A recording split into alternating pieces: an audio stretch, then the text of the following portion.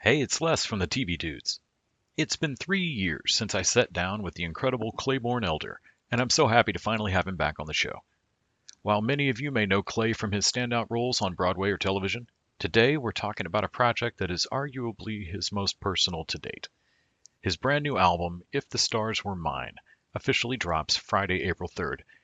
Clay spent an entire year meticulously curating the songs and arrangements, and he opens up today about the unique vulnerability of stepping away from a script to tell his own story. We dive into the inspiration behind his reimagined version of I Want to Dance with Somebody, the emotional weight of songs like Lonesome Goodbye, and how tracks like Paving the Runway reflect his journey into fatherhood. Beyond the music, we also get an update on his nonprofit, City of Strangers. Let's start things off with a track that perfectly captures Clay's style. This is his version of It's So Nice to Have a Man Around the House, followed by my conversation with him. Had a great time chatting with Clay, and I hope you enjoy.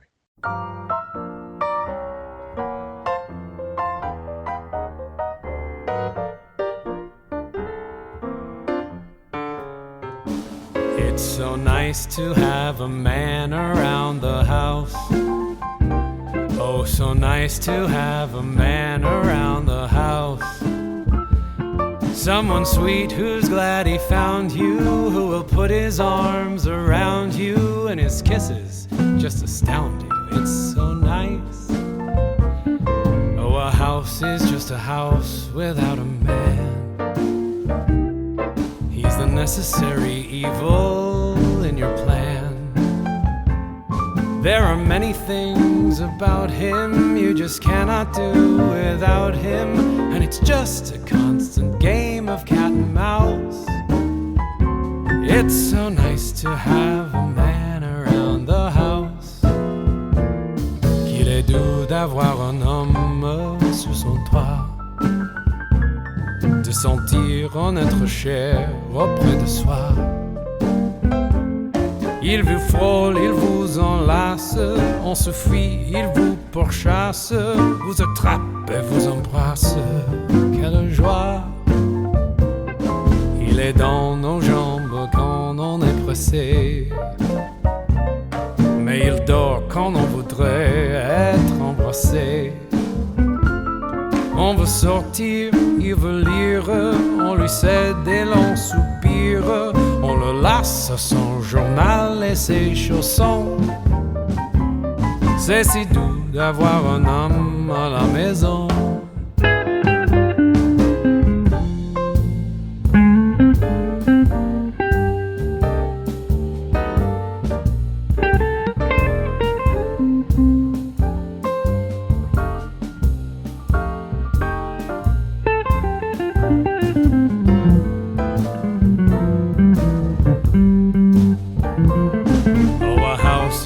A house without a man. He's the necessary evil in your plan. Someone kind who knows you treasure any simple little pleasure, like a partner or a lover or a spouse. It's so nice to have a man around the house. Yes, it's nice to have a man around the house. So nice.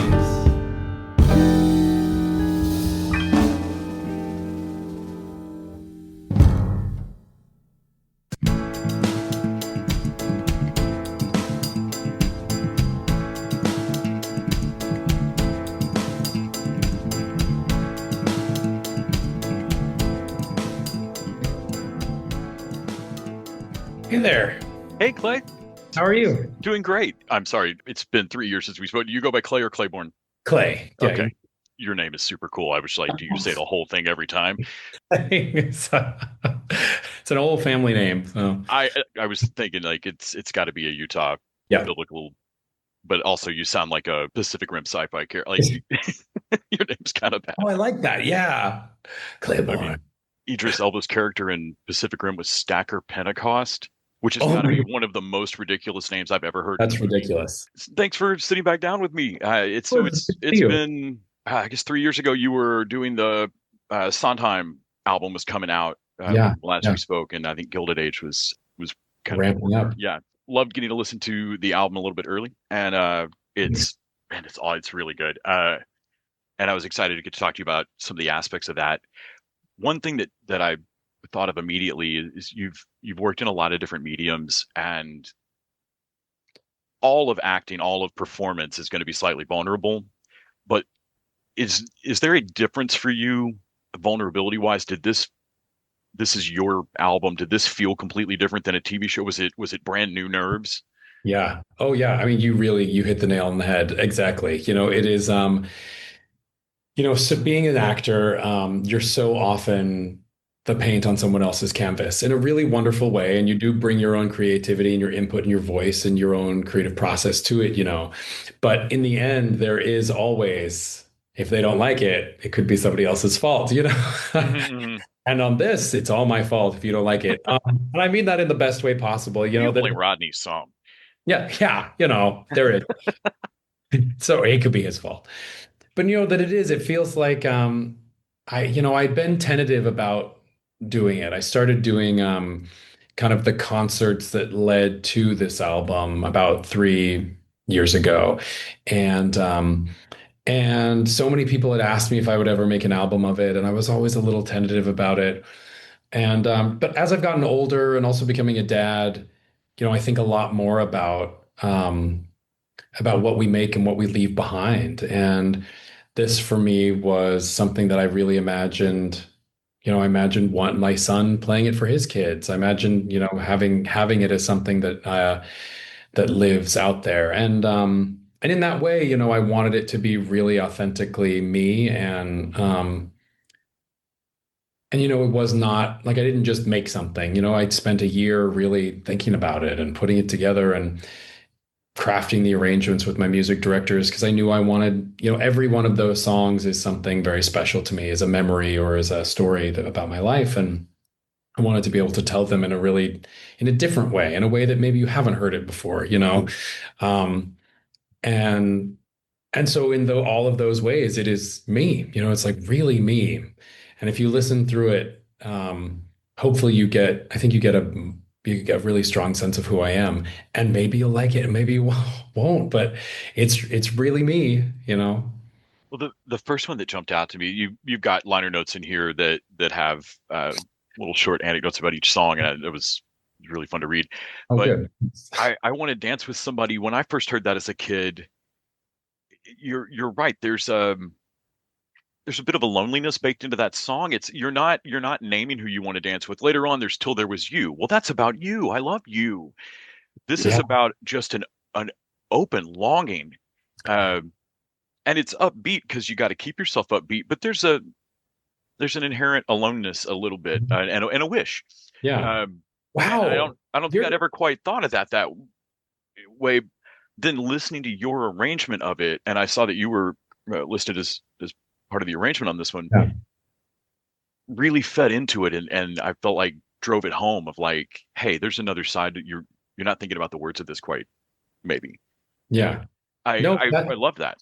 that is like, thank you for listening so deeply. Like, that's exactly what I meant and what I feel. Like, I think that when you say, it's so funny you say longing, because that is the word that I use to describe what is about this album. There's almost a little bit of, there's a little bit of tenderness and a little bit of sadness in all of them almost. They're not sadness, but it's longing. It's this like, and I, the title of the album is If the Stars Were Mine, and which is a lullaby that I sing to my son. And it's a very sweet song, and it is beautiful and it is upbeat and things, but it also kind of the subtext of the song is if the stars were mine, but they're not. Hmm. And I would give you everything if I could. And songs like I Want to Dance with Somebody in particular, that's probably the biggest reimagining of one of the songs, which is that I always heard that song as like when I was a little gay kid growing up in Utah, I was like, I want to dance with somebody, and like I don't know if I will. I don't know what that life is and what that would look like to me. And that's what I remember thinking about that song when I was a little kid. I'm looking at the liner notes. One of the things you'd said was you were being taught that anything that isn't a heteronorm, just the most normalist lifestyle is going to be, well, I mean, you can do it, but it's going to be painfully lonely. And Yeah. like that is simply not true. But it's terrifying to think that like, oh my gosh, the some way you feel inside has cursed you to just walk the earth alone, Yeah. and that's ridiculous. Huge. I Um, mean, yeah, that was what everyone, I mean, I feel like that's what we were all taught about it, like when, and it, not even just being gay, but like leaving your community, I mean, there's another song in there, I Want to Be Evil, that mhm. I remember my Sunday school teacher teaching us about evil people when I was a little kid, and it was very specific. It was like she was like the evil people are in the big cities, they're in New York City, and they're artists, they're like living, bohemian lifestyles. Right, And I remember being like, that sounds great to me, right. I mean, unfortunately, they have no community and no, Yeah, and like, who will no, have your yeah, they're back in the alone city? And and like, sad and and there's a lot addicted of to people in New drugs. York. Some of them gotta like each other, or they'd all just I know. So they explode. must talk to each other at some point. Right. Uh, Yeah. in terms of picking out the songs, when I got to Lonesome Goodbye, my jaw fell open. That's another one that, and I like the story behind it too. Can you talk a little bit about nobody wants to talk about pandemic at this point in our lives, but can you talk a little bit about your one of your music directors, if I'm right, Rodney Bush, staying with you during pandemic a bit upstate and all of that? So when the pandemic happened, when things shut down, I should say, I was in a Broadway show that had just started previews. I was a week away from filming the pilot episode of The Gilded Age, and everything shut down. And I feel like I was running 100 miles an hour, and just like somebody turned the treadmill off. Yeah, No, that's for all of us. That was, very much yeah, for just all. hit the end of the airport walkway It and was ate just it. like, Yeah. and that day, we were like, we're going to go to our house upstate to get out. We had just bought a house upstate, like a little, little house that needed a lot of work. It was not like a fancy house, but we were like, we're going to go up there to get out of the city. My son was 3 at the time. And my music director, Rodney, had been staying with us because he had just broken up with his boyfriend and he needed a place to stay for a little while he was looking for a new house. So he was staying in our apartment, in our guest room. And, it was like, hey Rodney, you should come upstate with us because they're going to shut down the bridges. Things are crazy. Being in New York City seems crazy right now. Like, just come stay with us for a couple of weeks upstate till we figure out till ever, like it just felt safer. It felt like the right thing to do. And then we were there for 3 or 4 months, like all of us were, like Mhm. suddenly we're in a life we didn't know we were going to be in. And started doing projects all together. We were like doing house projects, we were baking things. But the thing we would do at the end of every day is I grew up playing the violin, so I would get my violin out. Rodney was learning to play the guitar. He didn't play very well at the time, but he would get out the guitar and we would play songs. We called it music time. And it was at the end of every day, like at sunset, we would be outside on the porch sometimes, and my son would run around and play, and we would play music for like an hour or so. And at the end of every single night, we played Lonesome Goodbye for months. We sang that song hundreds of times. And is that Rodney that comes in as the harmony? Yeah. Yeah. Y'all's voices blend really nicely. Oh, thank you. It's really good. I And think so folks that are gonna love song this. is Sorry, like, go ahead. yeah, no. I was just gonna say that song to me is, it's a beautiful song and I love the song, but like the heartache I feel when I listen to it, Yeah, is very real. you have another song, "Paving the Runway." That's another lullaby. You mentioned song.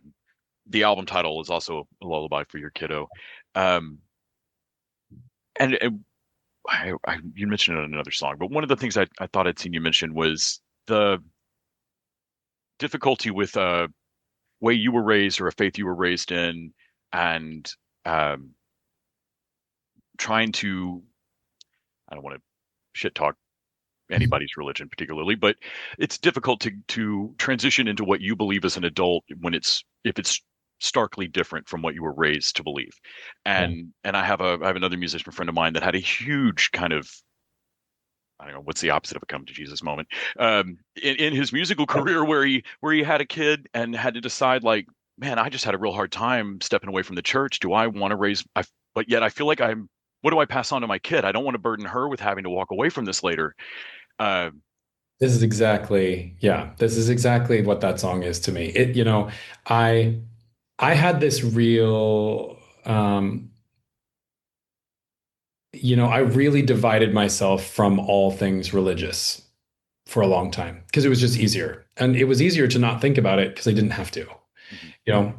And when my son was born and started getting old enough to ask, he's a very thoughtful little kid. He's a very thoughtful little kid and had a lot of questions. And he was asking me about, I remember when he was 4, he asked me, he was like asking about his soul. He was like, what controls me in my body? And I was like, what, kid? You're too little to be asking these questions. But he started asking questions about what happens to us when we die and what we believe in and things like that. And I had to really start thinking about it again. And it was, and it sounds it's cheesy in a way, but like as an artist who has come to me, like who should have never made it, like there's no reason I should have ever been made it. I'm just some kid from Utah, from like a farm in the middle of nowhere. And I had all these people who took chances on me and believed in me more than I believed in myself. And that to me has become something that is a really inherent part of my belief system, which is like believing in other people, I think is one of the most amazing gifts you can give to anybody. And so that's a lullaby I sing to him. But I also, I put it on this album because I would sing it to anybody because I feel like, that is the gift you can give to anybody. It's just to be like, I will believe you. I will believe in you and believe that you're going to make it and believe that you're going to do something. And so that song in particular, that one, and How Glory Goes as well, which is a song about kind of life and death. And what those two songs to me, which come towards the end of the album, are sort of about me reconciling my belief system. Well, I mean, we talked earlier about longing, and it's not maybe in tone different, but it's not markedly different from hope. Yeah. You Yeah. know, maybe there's a little extra fear or desperation to it, or missing something you're afraid you won't have again. But really, all of that is still the same. You know, I read There's the no news each close. day, and I'm just hoping that tomorrow's news is not as bad. Yeah. Uh, and yeah, I don't have kids, but every friend of mine that does, you can see them just want to, what train is coming at my kid, and can I throw myself in front of it? Uh, Yeah. let's set them up to win. Yeah. And so yeah, paving the runway was beautiful. Um, I'm sure all of these are, like you said, years of curation of picking out favorite songs. But um, do you have one that absolutely surprised you? I think for me, it's so nice to have a man around the house. If there's something that's in the sweet spot of your vocals and exactly your performance style, damn, y'all, you killed that. Uh, Thank you. but I love that. do you have a favorite musical moment that happened in the course of recording? Yeah, that was one of them. We were playing through that song and I was like, I find it very, like I gender bend a lot of songs on the album, and that's one that I did, then I felt is kind of a subversive thing to be like this jazzy, old jazzy song singing about how nice it is to have a man around your house. Hmm. We were playing it and we did it once and we stopped. I think I actually mentioned this in the liner notes. We stopped and the music director on that one, Brian Perry, was like, Yes, yeah. got on and was like, hey, everybody, it needs to be gayer and sexier. And the band was like, yeah, okay. We did it that way. Heard. And it was really good. Although I think the biggest surprising one there was, like I said, I spent a year really thinking about like what songs I wanted on the album. And there were some that fell off the list. But there was one day in the studio we ended up with about 15 minutes left over time. And I was like, everybody wait, everybody go to your instruments. Like we have 15 minutes. And I pulled up some chords on my phone and I pulled like got them to everybody. And I was like, this I don't know why this song has just been on my mind lately.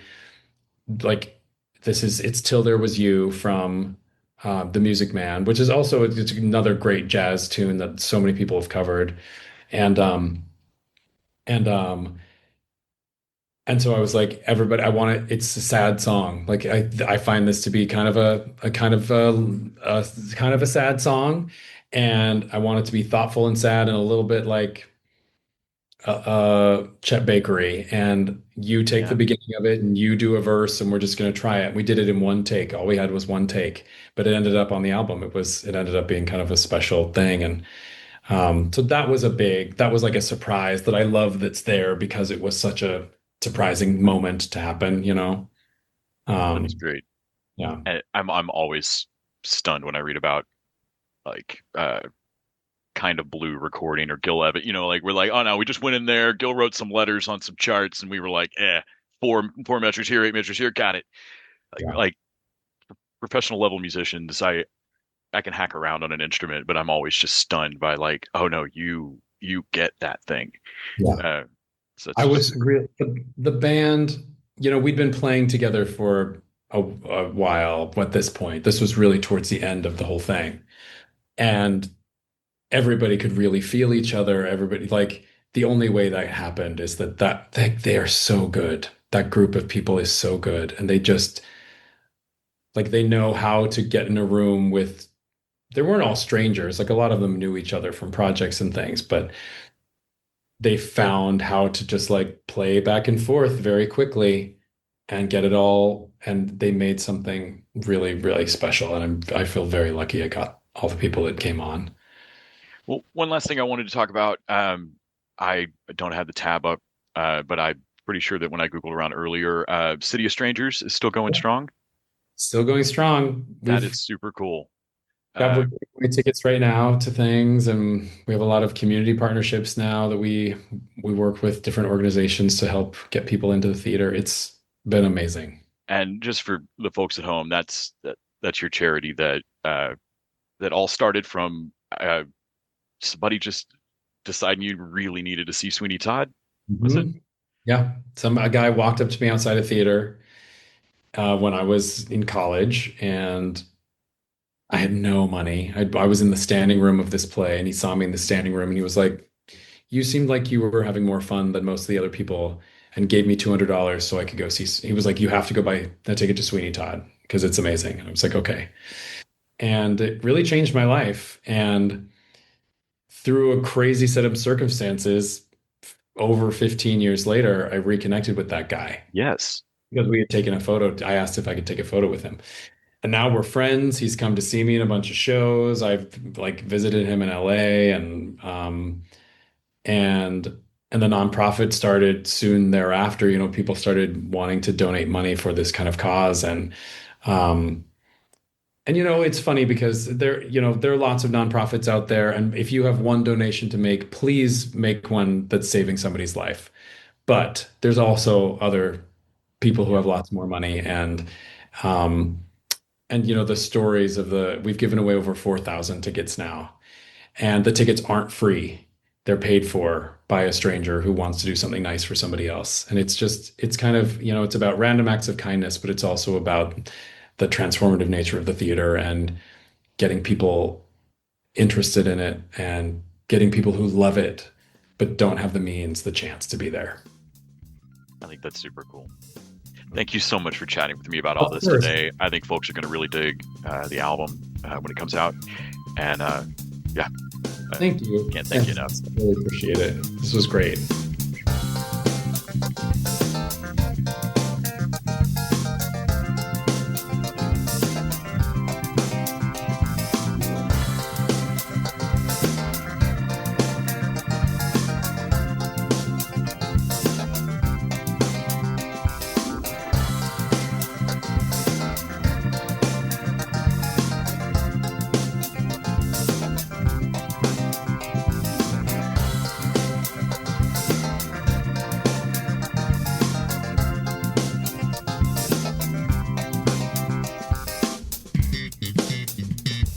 The TV Dudes is an independently run podcast out of Austin, Texas. We are exclusively listener supported. If you'd like to help us out, go to patreon.com/tvdudes. You can also find us on Facebook, Twitter, and Instagram at TV Dudes. All the music for our show is done by our friend and original TV dude Gregory J. Amani Smith. To find out more about us, go to thetvdudes.com. I'm Randy Lander. I'm Les Weiler. And I'm Kyle Scott. Thanks for listening.